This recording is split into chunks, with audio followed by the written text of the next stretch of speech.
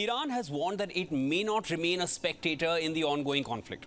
Saudi Arabia has suspended normalization talks with Israel, which were being brokered by the US. And now the US, after arming Israel, has said that any move by Israel to occupy the Gaza Strip would be a big mistake. Well, to discuss Iran's role, America's stance and the ongoing Israel-HAMAS war, we're being joined by Mr. N.K. SOOD. He's a former RAW agent, India's foreign intelligence agency. And we will also discuss with him the failure of MOSSAD, which led to the deadly attack on Israel. Welcome on board, sir. Thank you very much. Mr. Sood, let's just start off with what is happening in terms of Israel and the US. Now, Israel has invited Joe Biden. Do you feel the American president will step foot on Israeli soil? And if he does, do you think that will help? Actually, American president may or may not land in Israel, but US foreign secretary has landed already. So that's a big thing. That's a big thing. And of course, if the US president lands, it will be a big boost to Israel. But I don't think there's any need for US president to intervene at this moment. He has sent his foreign secretary. That is enough. And Israel is facing serious difficulties, but US is standing with Israel. There's no doubt about that. And that is helping Israel to a great extent to counter Hamas and its enemies. So now I just want to take it a little further from there. US is standing with Israel. Their support is ironclad for Israel. Now US ammunition has already reached Israel. It was never a secret what Israel is going to do with that ammunition. Everyone knew they will be going after Gaza now. Now this statement which has come in from President Biden saying that if Israel moves on Gaza, it will be a big mistake to recapture the area or to infiltrate again. Talk to us about, what is US stance here? Actually, US had always been supporting Israel. It's not the first time. Yeah. Previously also they had supported and they will continue to support that because this is US policy. And US has been very successful in this policy because they want Israel there to have their interests in the region. And US, on the other hand, is having good relations with Saudi Arabia, UAE, and some other countries. But US ammunition had already been and always been going to Israel. It is no secret. US doesn't want any secrecy when US sent its Fifth Fleet in the Mediterranean, in the sea to support Israel. That was a clear good indication that they are at the back of Israel. They will support Israel with anything, and if any other country intervenes, they will bombard them or they will target them. So there's no secret about US sending its arms, ammunition, and everything. US had always been supporting Israel, and they will continue to support Israel. It is their policy, and they cannot change their policy. So now Saudi Arabia has suspended normalization talks with Israel. Now, this is something that the US was definitely working towards since a while. They were trying to get Saudi Arabia and Israel on the same page. Now that those talks have been suspended, do you feel US support and ironclad support for Israel has made their stance in West Asia suffer badly? Not at all. Actually, there was an Abraham agreement between Israel, UAE, Bahrain, and some other countries. Yes. And US was mainly responsible for this agreement because they want that Israel should be at the center stage of the Gulf. Now, the US was at the back of Saudi Arabia that they should establish diplomatic relations with Israel, and they were almost ready.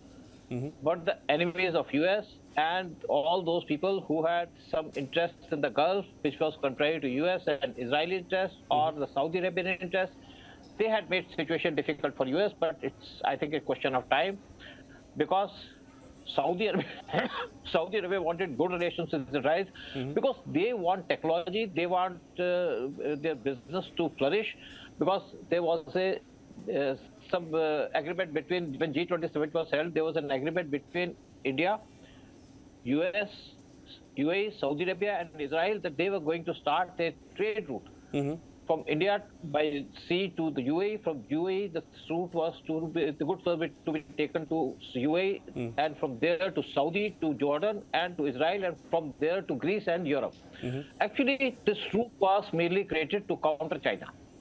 And I think China has played a game here by supporting indirectly Hamas to make a strike against the Israel so that this route is disrupted. Because what China wanted, what US wanted, they wanted to counter China or China's trade in the Gulf for their interference in the affairs of the Gulf, and China has countered US. Of course, it has impacted India also, it has impacted Israel, it has impacted UAE and even Saudi Arabia. But Saudi is very conscious about its security. They do not want any kind of disturbances within their country or near to their borders. So that is why Saudi has taken out of this the talks that they were going to hold with Israel to establish diplomatic relations. And this Israel and Hamas conflict, this has put some questions mark on this whole project that India was taking to take, or India and US were taking to counter China or to counter Chinese businesses or interference in the Gulf countries. So China, I just want to take it from there. Now, you mentioned China has been supporting Hamas. It has been offering support covertly to the, different regimes over there, different armed groups in Palestine. Now, I just want to take your thoughts. Can you elaborate on that a little further? How is China supporting that, and on what basis do you say it? And also talk to us about what role China can play here in the current war which is going on. Actually, China had been giving some financial aid to Hamas in the name of building infrastructure. And that aid that China provided to Hamas, that was used in building tunnels within this region. And Hamas has used the Chinese money to strengthen itself. And maybe, if 5,000 missiles were fired from Hamas to Israel in a day, it means that some countries are behind Hamas who had provided the missiles. It could be China, it could be Iran, and even Turkey, because Turkey also has some interest in this. The trade route that was being developed by India and all these countries, Turkey was impacted with this. And Turkey had said and offered an alternative route also for this, because Turkey knows that if this route develops, then it will be lost to Turkey. And on the other hand, when Israel had established diplomatic relations with UAE, Turkey had shown serious concern about this. Although Turkey has diplomatic relations with Israel, but it doesn't want other countries in the Gulf to have diplomatic relations with Israel. So these are the reasons. And China actually, because China want to take help of any country that is against India or that is against the US. And China has specific interest in this area. Earlier, China had been developing this Israel's Haifa port and some other ports, but India took these ports from Israel and it started developing these ports. Adani was especially used for this purpose to develop these ports to help India. Adani, actually, maybe the Congress is targeting Adani, but Adani had been helping India in a number of ways. They have been taking ports, they have been developing ports at the behest of India to help India. So China definitely has a vested interest in the current war which is going on to counter the developing economic corridor which was about to be developed between all these nations, which was announced at the G20 as well. So I now also want to come to the one point which, definitely something you will be able to answer better than anyone else, coming from the intelligence background yourself. You worked with RAW. And I want to ask this intelligence failure, and it is a question which has been raised on Israel several number of times. Everyone, it has echoed across the world that had this attack from Hamas been foreseen, it would not have happened. And had that not happened, the war would not have taken place the way and all that, the destruction that we're seeing right now. And of course, the humanitarian crisis. So it has been a trickle-down effect from that, or a snowball effect since then. Talk to us about what led to this intelligence failure. Talk to us about how did Mossad not see this coming, or an attack of this scale? How did Mossad miss it? Actually, there are a number of reasons. The first reason is that Israel was concentrating on technical intelligence rather than human intelligence. Of course, human intelligence is very difficult in this area also. Most of the intelligence agencies of the world today are concentrating on technical intelligence. And human intelligence factor is missing. That is one reason why Mossad failed here. And it is very surprising that Mossad, which had specific interests in this area, whose survival was very important, and they failed in this. Second reason is instability in Israel. Netanyahu came only a few months back. Prior to that, and when he came back to power, there were a lot of disturbances within Israel on the issue of some Supreme Court. They wanted to change certain things. I don't know exactly what that is. So there were demonstrations. Prior to that, for 1 year, an opposition alliance, they were in power, and they actually ignored the security interests of Israel. And prior to that, when Netanyahu was in power, there were demonstrations in Israel and there were charges of corruption against him.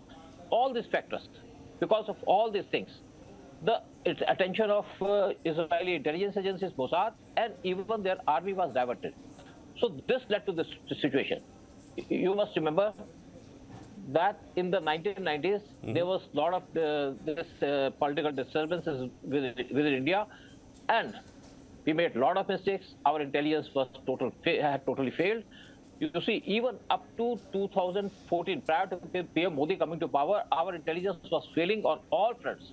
But now same intelligence is powerful, same intelligence is looking after India's interests. And when there's a political instability in a country, that affects its intelligence, that affects its army, that affects everything. So this was the reason, according to me, that this Mossad failed. But it's not the first time when Mossad failed. Mossad had earlier also failed on certain occasions. But this failure cost Israel, was a very costly affair for Israel. So internal cracks within the Netanyahu regime, within the Netanyahu government, the Israeli government, led to a compromise on the security apparatus. I also just want to take it a notch further from here, sir. Are there chances of some kind of sabotage here, that there was information of this attack and yet it was allowed to happen? An Egyptian ex-intelligence officer said that we had given some information. But whatever information the Israeli intelligence may be having, that must be sketchy. And second thing is, actually, Hamas, they misled Israel. They were showing on the surface that they are interested in development of the country, the development of the region which Hamas is controlling, and Israeli, I think, were misled by that. That also led to this failure. If they had assessed that Mossad, this Hamas is a terrorist organization, it will never change. And it would never change. So this also led to this, their calculations, They made mistakes. That Hamas is a terrorist organization, they will never change. Because they are, these terrorist organizations, whether you talk of Hamas, whether you talk of Al-Qaeda, whether you talk of any other such agencies, or organizations, their agenda is different. They are against humanity, whether it is ISIS or Hamas or Al-Qaeda. Their agenda is to hate everybody. They even hate Hindus, they hate Christians, they hate other religious people, whether it is Israelis. Even they hate their own Muslims who do not support them. So, you see, what is happening in Hamas? They are sacrificing their innocent people, ladies, children, because their agenda is different. Their agenda is to finish everything. They want that they should rule this country with or without people. That is what it was happening in Afghanistan also. But luckily, Taliban has changed over the years. They look different from these organizations. They are concerned about their own country, but they are not. They will not confine themselves to Israel. In case they come to power or become powerful, they will start attacking other countries also, whether it is US or whether it is India. So any kind of trust on Mossad, any kind of trust on Hamas was perhaps also one of the reasons why Mossad failed? Yeah, true. All right, sir.